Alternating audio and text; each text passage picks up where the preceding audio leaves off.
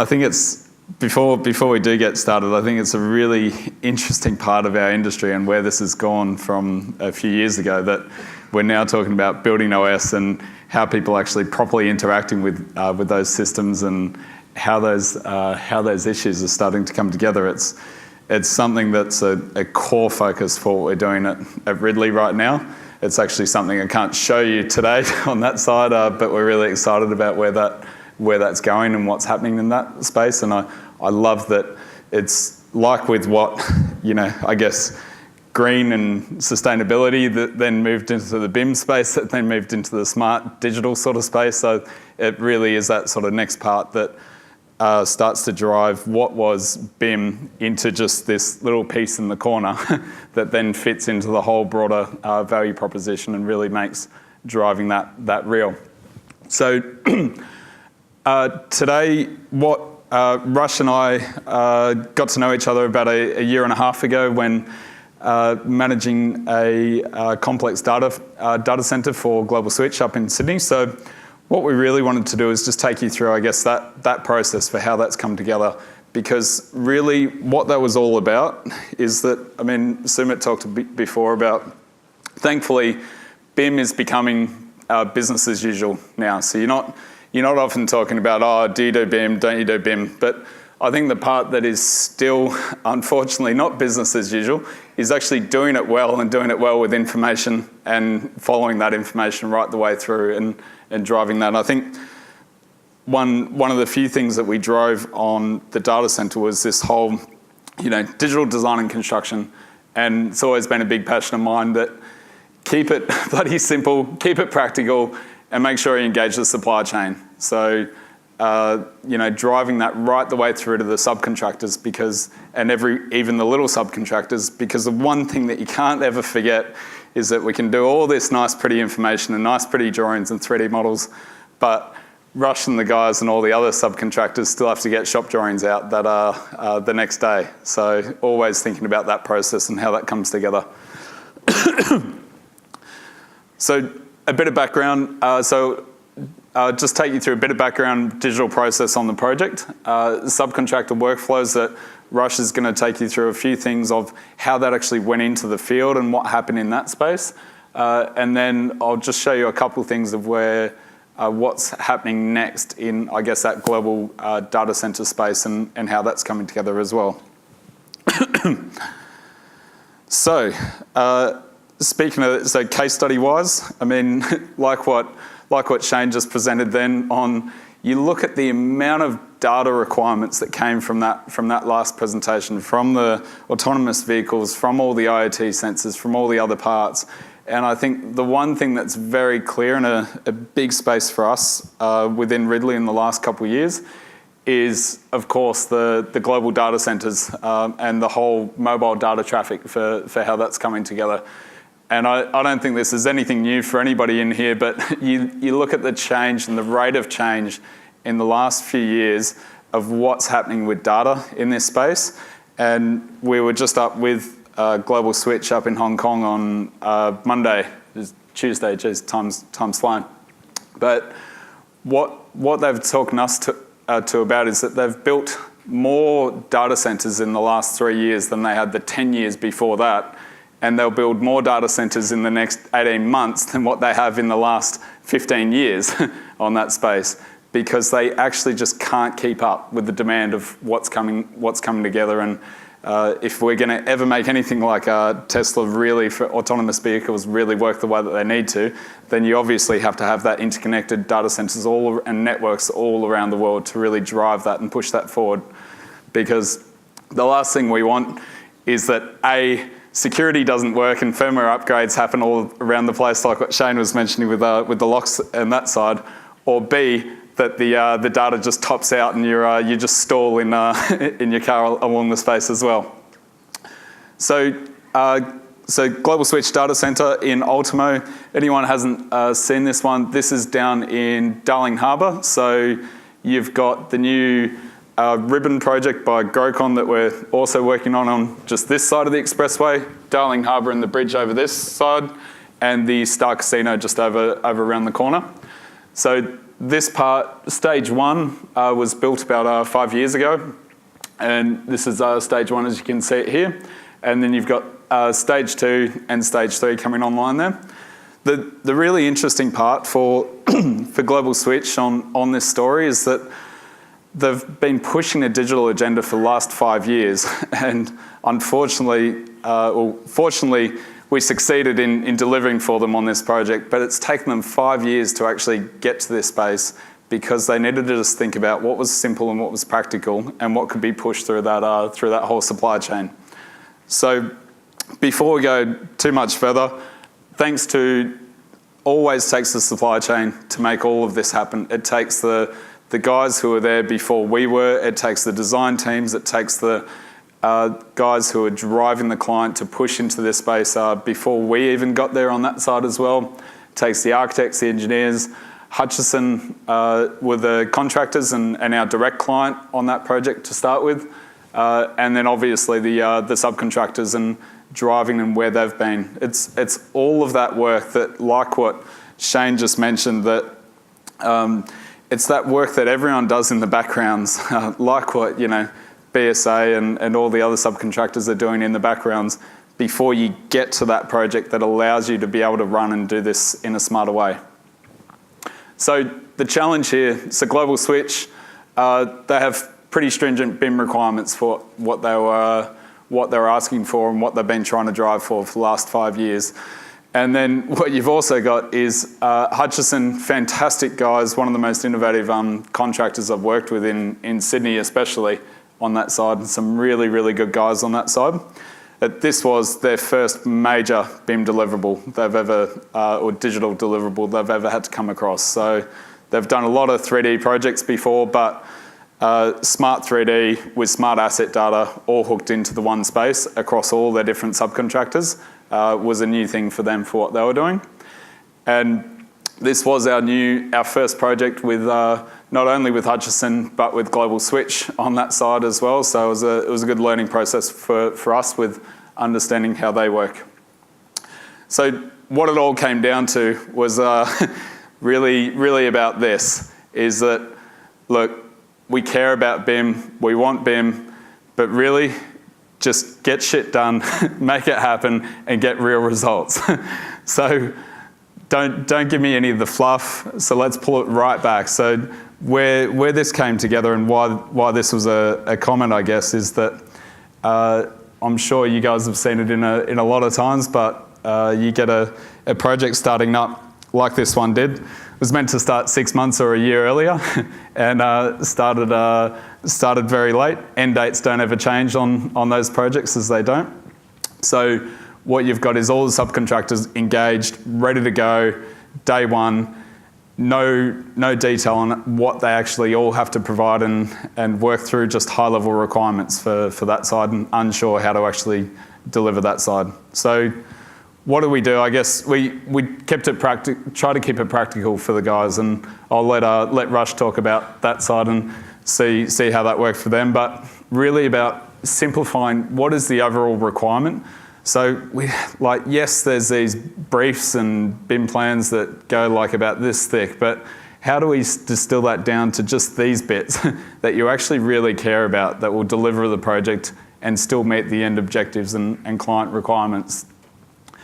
Then how do we actually drive and coordinate and communicate right the way through? So, we were 4 weeks engaged after the subcontractors were engaged, all trying to deliver at the same time in shop detailed drawings, unconnected, coordinates weren't in the right space, there was no control files, there was no systems, and standards weren't quite there. So, all good fun as the start of any normal project. And then how do we drive this to be handover for FM? So I know many people, a lot of this is not new, but I guarantee that there's not many that are done out there that are actually done with good quality data that's hooked directly into models and checked right the way through that process. And I think that is hopefully by this time next year is the BAU of how things work and how things come together. So first part, always have to show some of the model files, but I mean, look, data centers are very unique in terms of the complexities for how they come together. Very first step, obviously, was to make sure that we could start getting all these different guys talking in the same space, talking in the one area, in the one coordination for what we're doing. And when we're talking about services side, we're talking about subcontractor services, not about the design services in this space. So getting all of them into the one space ASAP was the absolute fundamental critical part, because literally we had shop drawings going out, I think probably every few days, or major packages every week, if I'm not mistaken, Rush, on that side.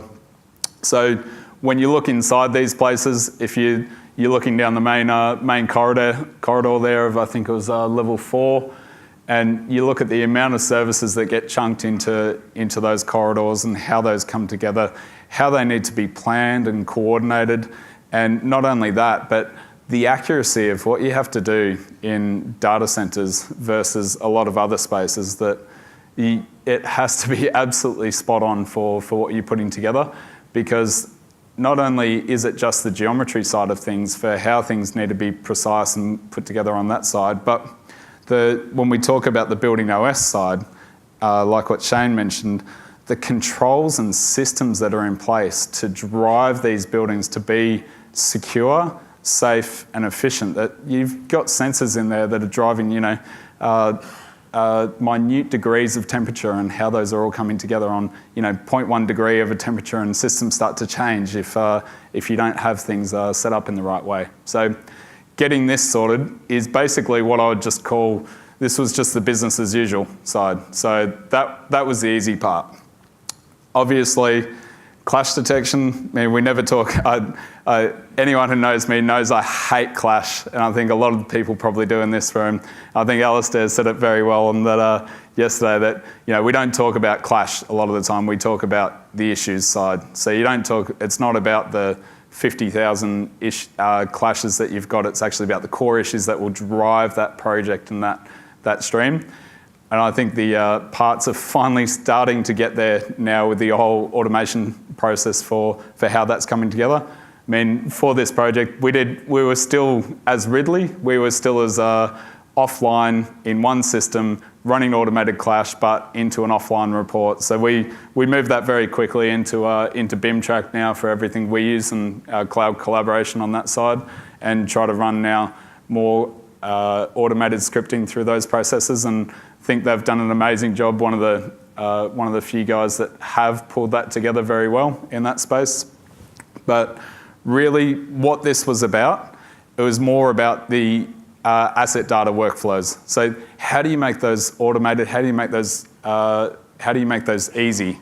So I'll take you through why in a second as well. But if you think about so Global Switch themselves, they have Archibus as an asset management system. They're using, in Sydney, they're using Schneider for all their live building controls. So what they've been wanting and driving is that they were sold this dream of BIM on 5 years ago, that you jump into a model and everything's there, and you've got all your information and everything comes together. And what thankfully most of us know these days, and especially in the last few years, is that, look, that's a bit of an old way of looking at things. You need to be smarter about using databases that have just core information within your model, and then hooked to an external database for how that really drives efficiency. So really the drive for how we were driving this in an automated way was about consistent assessment of all the different models, being able to assess them quickly and thoroughly, get rid of the human error in that side of actually having people check through those models one by one. It's absolutely painful if you've ever done that, or even on trying to do it through the spreadsheet side of things, and creating an easy way to explain those issues and actions to the subcontractors as well. So Archibus was the asset data integration, as I just mentioned earlier. So what did that mean? Shane's going to love this one. We didn't have a better slide for this, but good old spreadsheets in this side. So when you look at what Archibus and Maximos and all the other asset data systems, where they are fundamentally at the moment, there's lots of smarter ways now, have a lot of Excel spreadsheets and load sheets. And the reason they do this is because of, I think they're a bit archaic, a lot of the guys who create most of those sort of systems, but B, they understand where their supply chain is and where their workers are and where their inputters are. So what came to us as the original requirement on this from Global Switch was just the general spreadsheets that had all of their load sheets to drive every single one of their assets and every single one of their data parameters across every one of their buildings, so that they could filter that across the whole world portfolio for what they were looking at any one stage in time. Now, for this project, our requirements were these good, fun, shared parameters that everybody loves, way too many to ever put into a Revit model that I would ever suggest, and we've changed a lot of this for how this comes together for now that we're working with Global Switch, and we put all of these into a database and just hook them through unique asset IDs so that you have what is meant to be into a model and what is live, what is real, and then you keep everything else that is going to be updated into an external database on that side, and you hook that back into Archibus.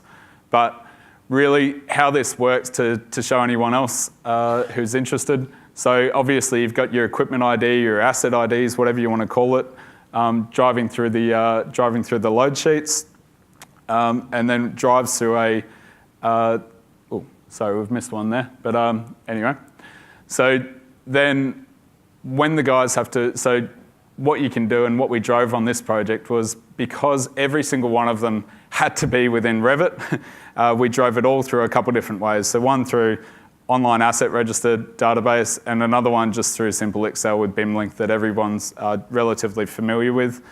It meant that all of the subcontractors and engineers could just do it in Excel on their own time, and we hooked them all into one single source database so that we could check all of this regularly and easily without them having to go back and forth and do a lot of manual checking here or there.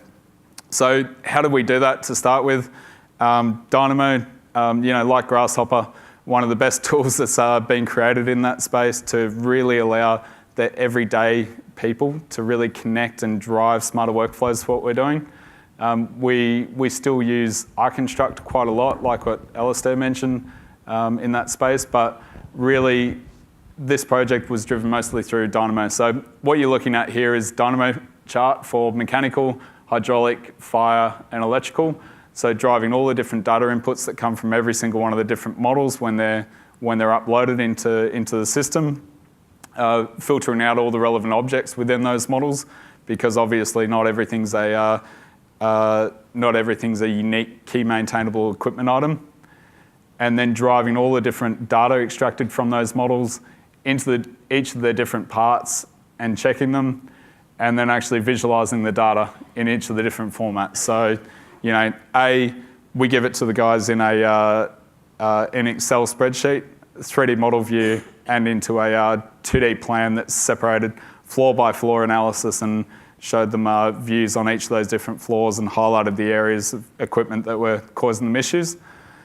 Although what we found worked best was generally a little bit of this, which was just what you're looking at here is 3D visualization of each of the different issues. This was early on. As you can see, there's lots of red in that space for assets that weren't actually driven and weren't connected in that space. So what this was showing is that there's anything in green, first stage, asset IDs are all hooked into the models, all hooked into your asset registers. Great, we're all linked, we're all connected. You don't have duplicates, you don't have issues going on. Anything in red's got issues there. You've either got duplicate asset IDs, you've got items that are missing there, and you need to go back and have a look at that. So, but obviously what works really well for most engineers in this space is unfortunately or fortunately Excel, because it makes it easy for the guys.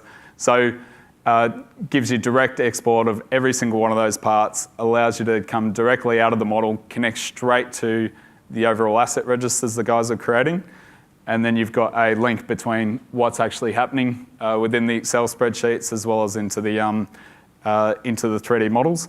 But I think the really important part here is that Excel like what Dominic mentioned before, Excel is still a fantastic tool. There's lots of smart databases that we use now. Excel, there's nothing wrong with Excel so long as you hook it into a central database and be smart about it and make sure that everybody's working from the same hymn sheet and really driving that together. So what came out of that was really starting to drive automated analysis reports across each of the different disciplines. So I'll jump through these individually, but again, you're looking at same colours as how we do all of our 3D model coordination side, but you're looking at mechanical, hydraulic, fire, and electrical. And what came out of that was looking at results and findings. So if we're looking at mechanical right here, right at the top, you've got the total number of asset items throughout that whole building. You've got the number of null values, so as in you've just missed an item that needs to be in there. And then at the bottom there, you've got the number of duplicate values there. So this is just showing 3 different stages across that project. What you'll notice is that the number of equipment that you actually care about as a facilities manager actually reduced down to just the key items that we're looking at there. And you'll notice that the number of duplicates, thankfully, has all gone by the end of that. But that's actually driving through then, number of the elements then by the Revit category. We're then looking through each of the different families, each of the different types, how many different types there are, how many different families were created. And I think the real change for us on this project, working with subcontractors especially, designers have been a bit more in this, design consultants have been a bit more in this space a little bit, but subcontractors, very, very good at doing site data and site information and commissioning data on that side. Not as good as driving a lot of the information from shop drawing models in that space. So this was a big change for them to be able to really, for us not to be the policeman to the subcontractors, but to actually help them through that process. So what the guys were then using was that this was created about 15 minutes after all the models were sent in, sends out automated reports, sends out the Excel spreadsheets for the guys, and then the guys could actually look at this, see where they sat. They all saw each other's, creates a bit of a competition, a bit of fun on that side as well. But then they could push that through each of their different teams rather than their own modelling guys having to go and check those issues and where those actually were. So then you can start seeing, similar sort of thing for where the electrical guys were, hydraulic, and then the fire guys. So I think I can thankfully say that one of the best guys on that side was really Rush and the BSA guys, and really pushing that forward and trying something different in the way of how they were trying to think about that space and how they were trying to accommodate. And one of the parts that's driven this now into what we're doing is that, okay, that was great. We did that in Dynamo to start with.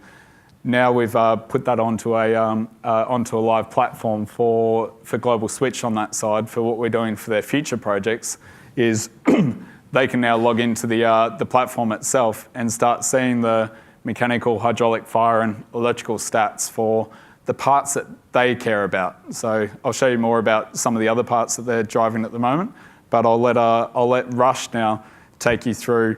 So this was the design shop detail process and what came from the client side and driven that right the way through.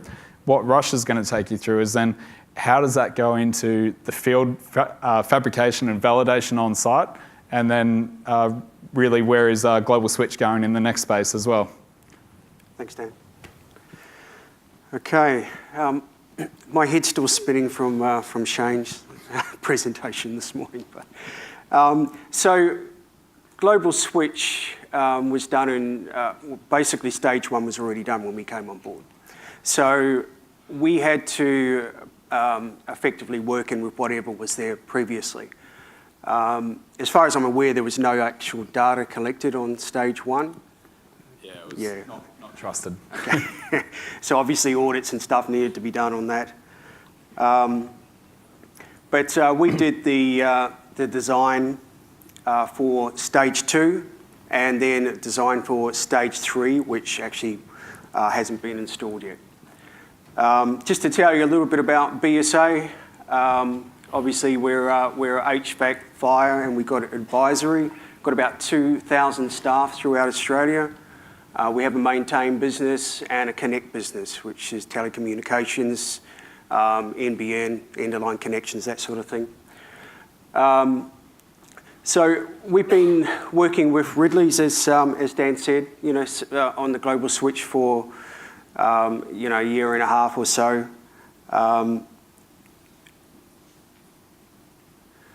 At the beginning of the project, it was pretty important for us to actually understand what the client was after. And the good thing about working with Ridley's is that we were able to sit down and actually work through all of the required BIM documentation and actually work out a plan as to actually what we are going to deliver. And that was really important at the beginning of the project. As he said, they didn't come on board until after we had already started doing some things. So there was naming conventions and documentation which had to be worked through. But the good thing about it is that we did work through them. We came to agreements on, what we actually were going to provide, how much of that was going to be data, and it worked really well for us just to be able to sit down and actually work through that process. All the contractors agreed on it, what was going to be delivered. One thing which we did do with collaboration was we set up a hub in our Sydney office. We've actually just moved offices to a new office in Macquarie Park in Sydney, where we've actually built a hub where any subcontractors can come and work on a contained network on a live model. So that was one thing which worked really well for us on this particular project. Obviously, it doesn't work on every project, but in this instance, getting the guys together and working through problems in a hub where they can actually work on live data, sitting next to each other, fixing problems, that worked really well on this project. Data collection. So where possible, we were trying to get all of our families from the BMA catalogue if it was there. The data was in it, great. If it wasn't, then we would basically populate that from our tech data sheets.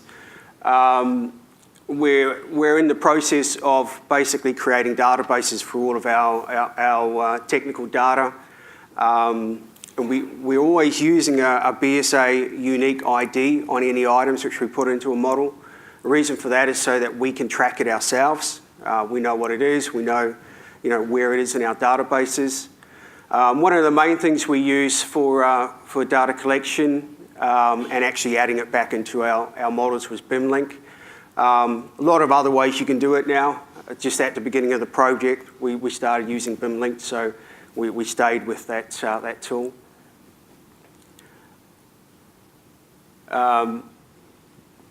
They're just some of our shared parameters there, which we were basically populating on the project. Verification. We have an iForm system throughout BSA which we use throughout all of our businesses. So that's been developed for like a number of years. So a lot of our forms which we send out to site, which can be obviously on an iPad, is pre-populated with information the guys need to verify on site. So a lot of our data is already in the forms. They go out there, they can basically scan a barcode on an item.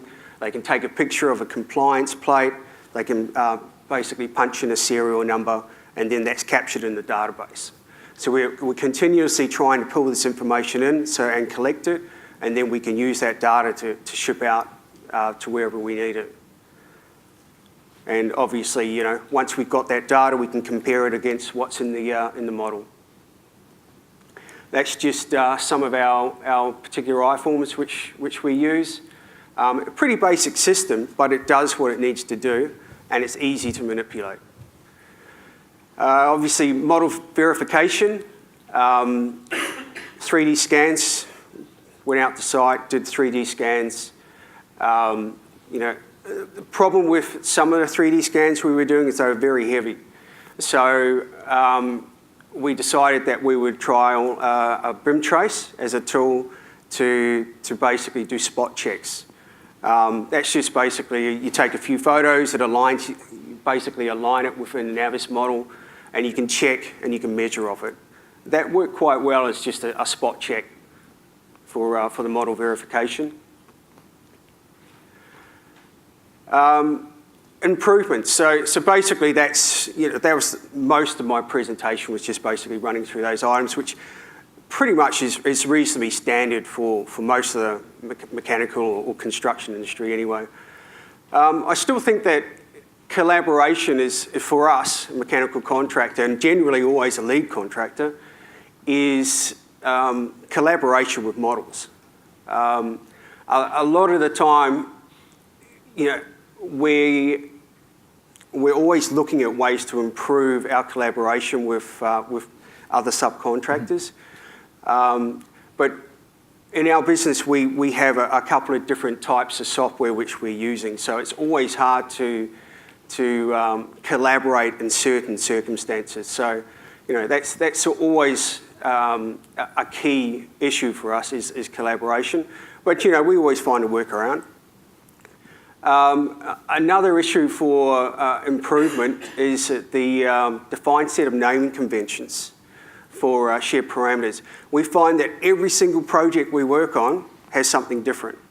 Yeah, you can fix it, but it shouldn't be like that. It's like, if we're going to use shared parameters, let's find something which we're all going to use, which is the same. Obviously, BMA have gone a long way, and I think Brendan said this morning that he had 750 line items in the shared parameters, which is great. So look, we would recommend using that. One issue which we did come across with parameters on Global Switch was we had to change some throughout the project, and we had issues with basically some of them being embedded into the families. I think Dan will explain how that was fixed later on. Okay, another hurdle for us is, because we're so far down the construction workflow, we make things, obviously, it gets designed before it gets to us, is that a lot of the tools are already dictated. So we, being a mechanical contractor, don't actually have a choice sometimes on what we actually use to model or what we use to deliver, which is a problem for us, because we're always having to evolve to basically use different systems, where it would be nice if we could have one system where everybody used, but that's not going to happen. So sort of explaining that a little bit more is that it makes it very hard for us to basically deliver something which we have to go and try and, I suppose, find additional staff to fulfill those particular roles, to be able to do certain things which has been asked of us. So, the whole, the hurdle for the contractors is basically understanding what they need to deliver at the beginning and trying to come up with a plan for that. In-house data collection for us is pretty important. As I say there, data storage and data access is key to building data wealth. Well, us as a contractor, and we have a maintenance business and a communications business, it's key for us to be able to collect that information. And so we're continuously using our iForms and other ways to actually collect data pools. And for us, that's key to be able to basically have all of that information in there from all of those different variety of different entry points. Because what we provide back to Dan or to the client is only a small portion of actually what we're collecting. So for us as a contracting company, it's important that we actually collect our own data and we maintain and we use that. And just a last comment there was, working with Ridley's, was great, and I think it was a really good success that they took on board what the client actually wanted, and they were able to give us the information we needed to make it a success. And I think that's awesome. Back to you, Dan. Thanks, Josh. Cheers, mate. I think it's always important to hear from the real guys who are down there actually managing that. It's always interesting when you get digital guys up here, BIM managers, that you don't get the whole story of how that actually happens and really understand what happens to that guy down on site who's putting up that piece of tray or that bit of duct for that side.